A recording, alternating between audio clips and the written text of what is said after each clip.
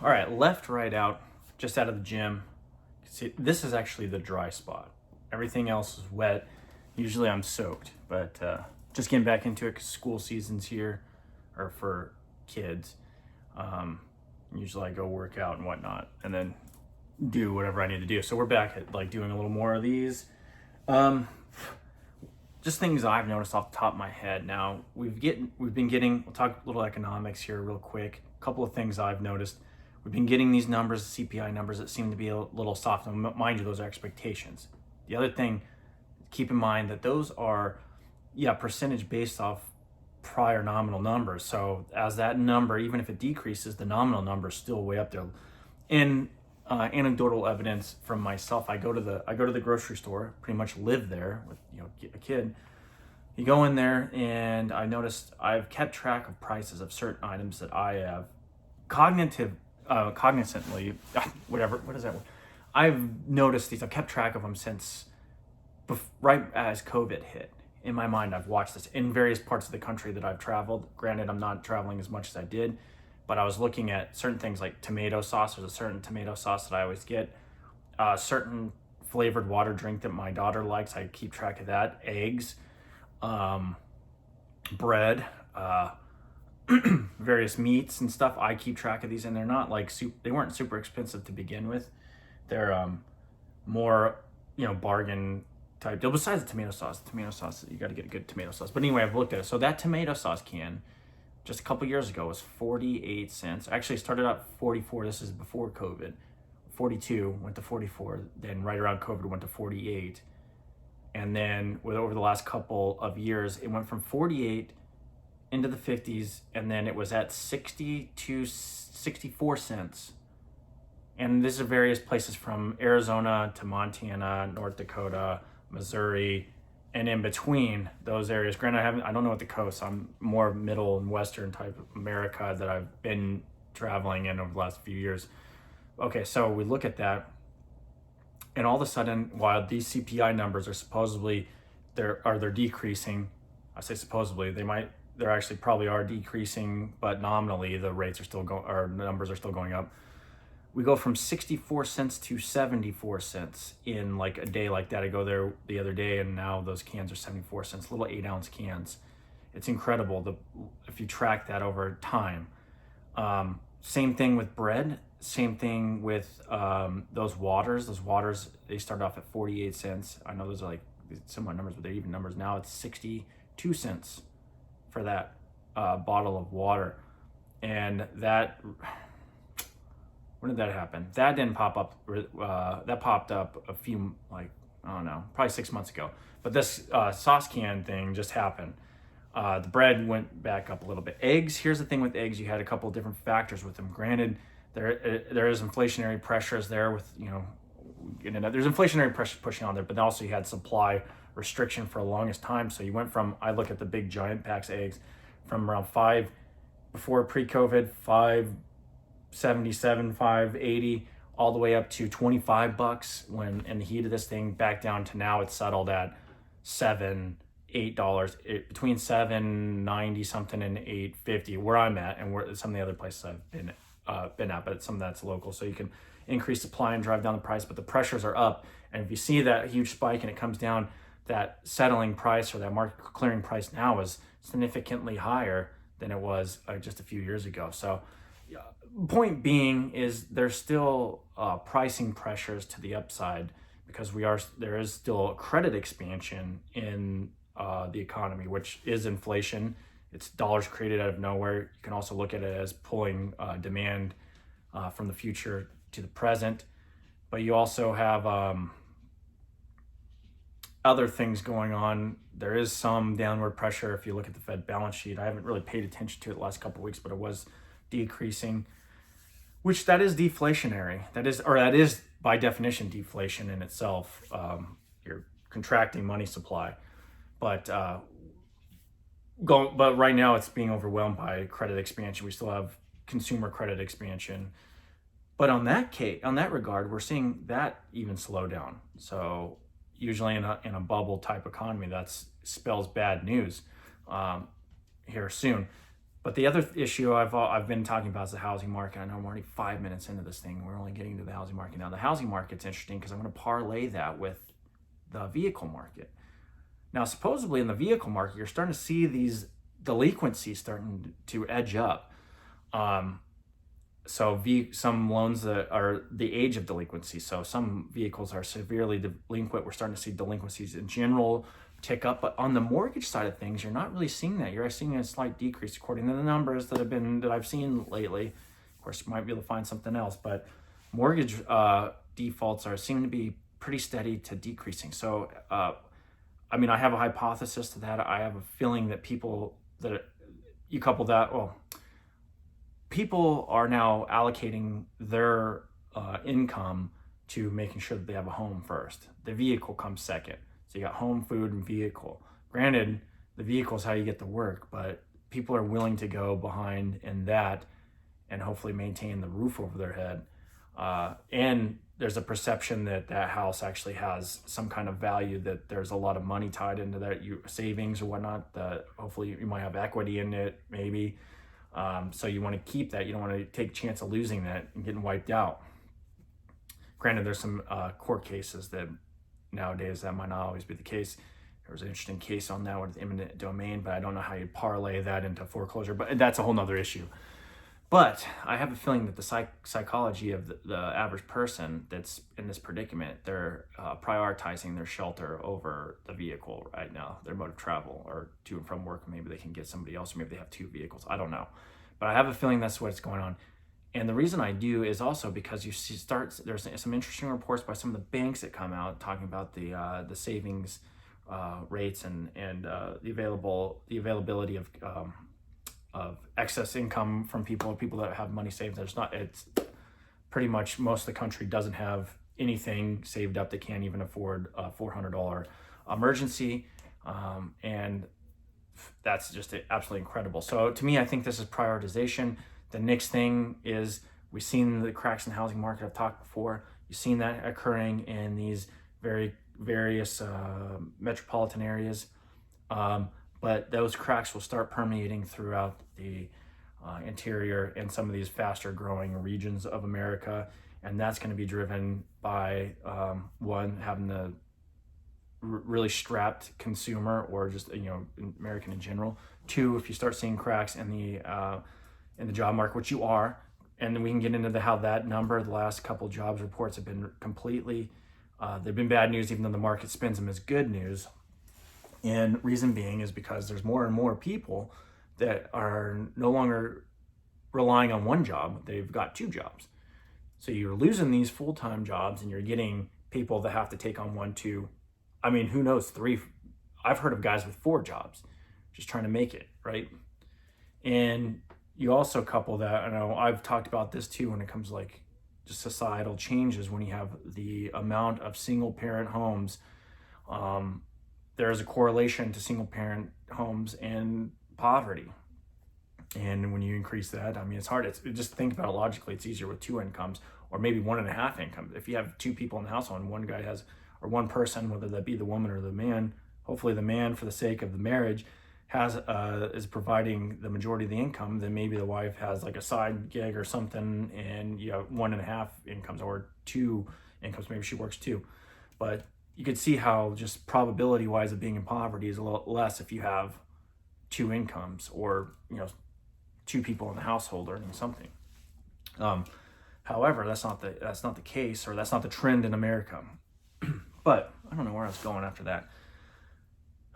But anyway, so when you see these data points economically, they're just being spun in a certain direction as opposed to being actually good. This isn't the sign of a growing empire. These are all signs of a dying empire, or at the very least, an economic catastrophe that's on the precipice. And that catastrophe has really already happened over the last number of decades with the erosion of the foundation of the house. The outside of the house might still look good because that's what these banks and these governments are showing us, but the foundation has been eroded almost completely. So if you go in this house, structurally, the thing is not sound whatsoever. And ironically, the very people that we consider our enemies are the ones that are actually, I guess, opening up themselves to more free market economic theories.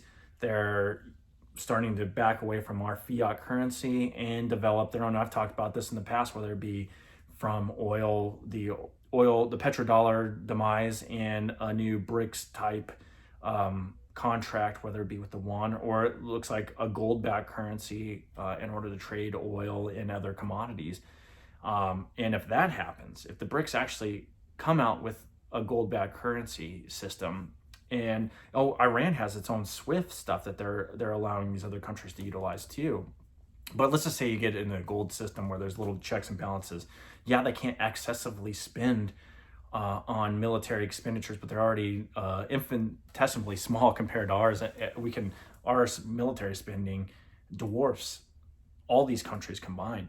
But anyway, yeah, they can't access it to check on their own government, but also it kind of, it doesn't kind of, it does. It brings back some faith in their currencies and the ability of the average citizen in these countries to actually build wealth, to save capital, and for the furthering generations, as opposed to having to put it into some kind of land asset or something like that, because gold itself is an asset. It is money by its very definition, but what it does, it holds its value, its intrinsic value. It's fungible, it's divisible. You can take it around and everybody perceives it to have some sort of value. So we'll see what happens there, but it's very interesting. I've been kind of out of the loop a little bit. The last I read that it was supposed to come sometime this month. They're supposed to at least lay out that plan.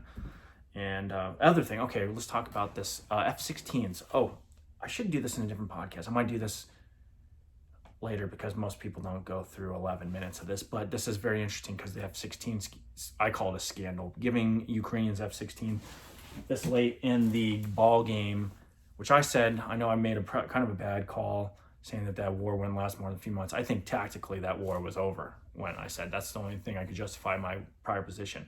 But the influx of Western influences has allowed this war to keep going for years.